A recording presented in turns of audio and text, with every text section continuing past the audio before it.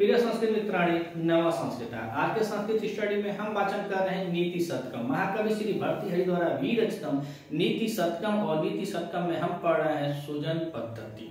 नीति शतकम के आज हम लोग 60वें श्लोक का वाचन करेंगे और इस पे चर्चा करेंगे। इसके पहले हम लोगों ने 59वें श्लोक को देखा, पढ़ा और समझा।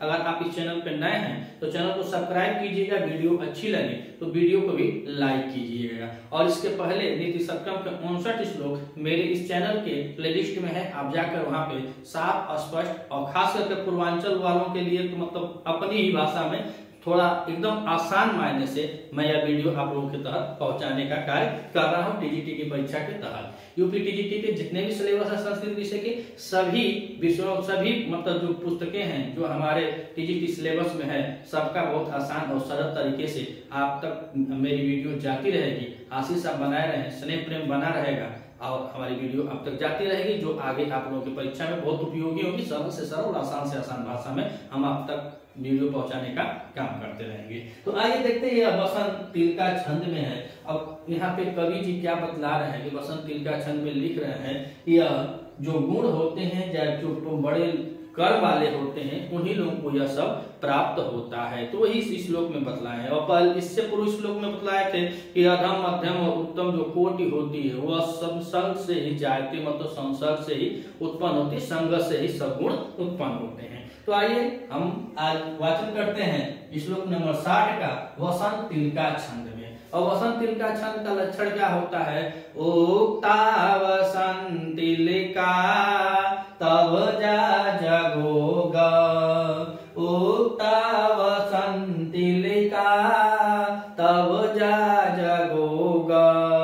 तो कह रहे हैं कि अप्रीड एत सुचरिते पितरम स्वपुत्रो यद भर्तु एव हितम् इच्छति तत्र कलत्रम् तत्मित्रम् आपदि सुखे च संक्रियं यता एतत् त्रेयं जगति पूर्णकृत्यो लभन्ते, पूर्णकृतो लभन्ते। तो कह रहे एतत् त्रेयम, यह तीनों क्या होता है? लभन्ते माने प्राप्त होना और जगति माने संसार में।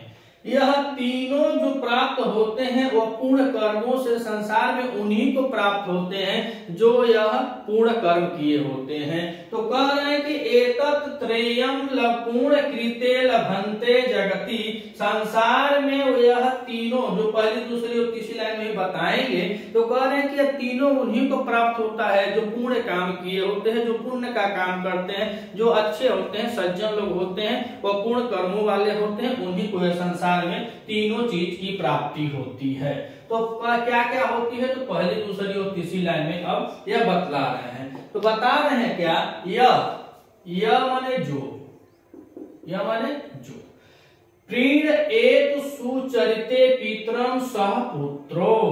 तो कह रहे हैं कि यह मतलब प्रिय जो होते हैं जो अपने प्रिय कायों से सुचरिते अच्छे व्यवहार से, प्रिय और अच्छे चरित्र व्यवहार से पितरम माने अपने पिता को प्रेरित जो खुश रख सके, प्रसन्नचित रख सके अपने अच्छे कर्मों से, अपने अच्छे व्यवहार से, अपने मतलब बात विचार से जो अपने पिता को प्रसन्न रख सके, सह पुत्रो वही पुत्र होता है, वही पुत्र होता है जो अपने अच्छे कर्म से, अपने चरित्र से, अपने व्यवहार से, अपने स्नेह से, अपने सुंदर कर्मों से प्रेरित अपने पिता को प्रसन्न रख सके, वही अच्छा पुत्र होता है, वही गुणवान बेटा कहलाता है। यह नहीं कि पूरा रुपया पैसा कमा के आए बाप माई कोने में रोए कुछ बे न करे। अधिकांशतः लोग यही होते हैं कि जीते बाप को कोई पानी नहीं पूछता है, मरे हुए बाप को लोग श्रद्धांजलि देने जाते हैं,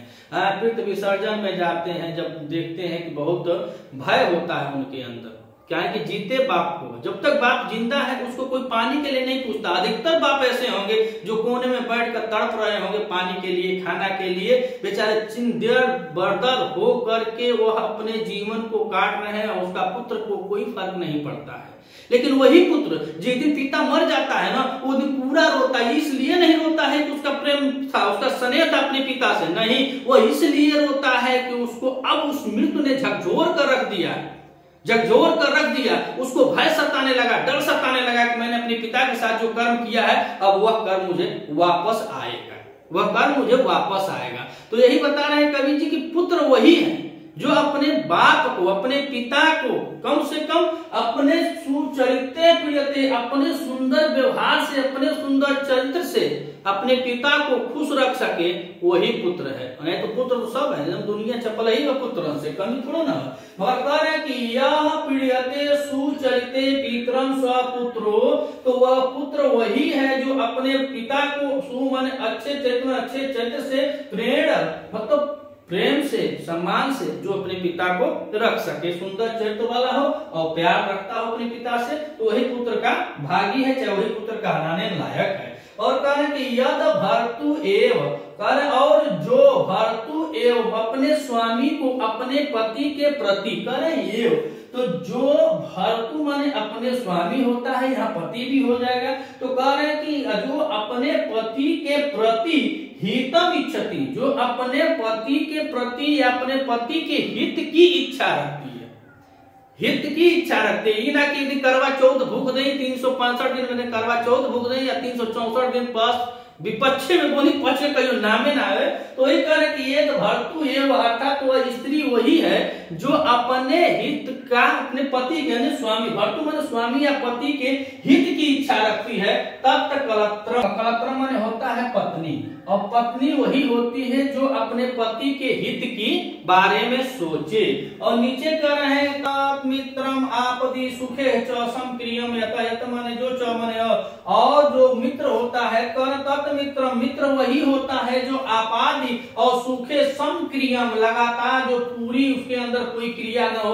ये ना कि सुख में पूरा चाप के कह रहे मित्र हमारे भाई है, हमारे दोस्त है, यार टोली खातिर हम जान देते, और जब दुख आवे तो छोड़ के किनारा कस ले, तो मित्र नहीं है। मित्र वही है जो हमेशा आपाद मतलब अपने विपत में भी और सुख माने सुख में भी समक्रियम, सदाचार बनाया रहे, समतर विचार का रहे, हमेशा एक ही तार रहे।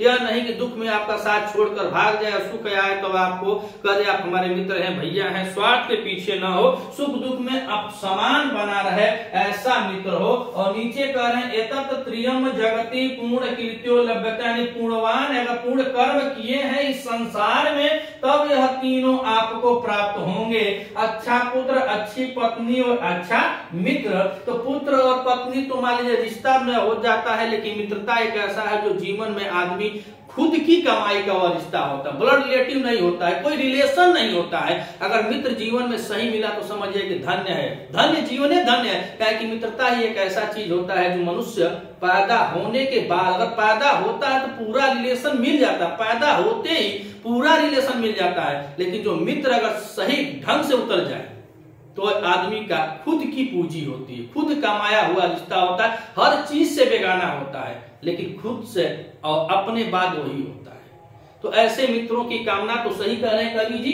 कि पूर्ण कीर्ति, अगर आप जगत में पूर्ण कार्य किए हो तो 2-3 चीज तो इंपॉर्टेंट है, तो इन्हीं लोगों को मिलती है। और सबसे ज्यादा मेरी नजर से जो मित्र है वही इंपॉर्टेंट है, जो सुख दुख में हमेशा आपके साथ रहे। पत्नी भी मिल जाएगी रिलेशन में, पुत्र होना लाजमी ऐसा तो है, लेकिन जो मित्र है वह मित्र असंभव है, बहुत अच्छा मित्र असंभव है, और स्वयं आदमी खुद बनाता है। अगर आप इस चैनल पर नए हैं तो चैनल को सब्सक्राइब कीजिएगा, वीडियो अच्छी लगे तो वीडियो को भी लाइक कर दीजिएगा, अच्छी लगे तो, ना लगे तो कोई दिक्कत ना है, ठीक है। मिलते हैं अगले वीडियो में, तब तक के लिए नमस्कार।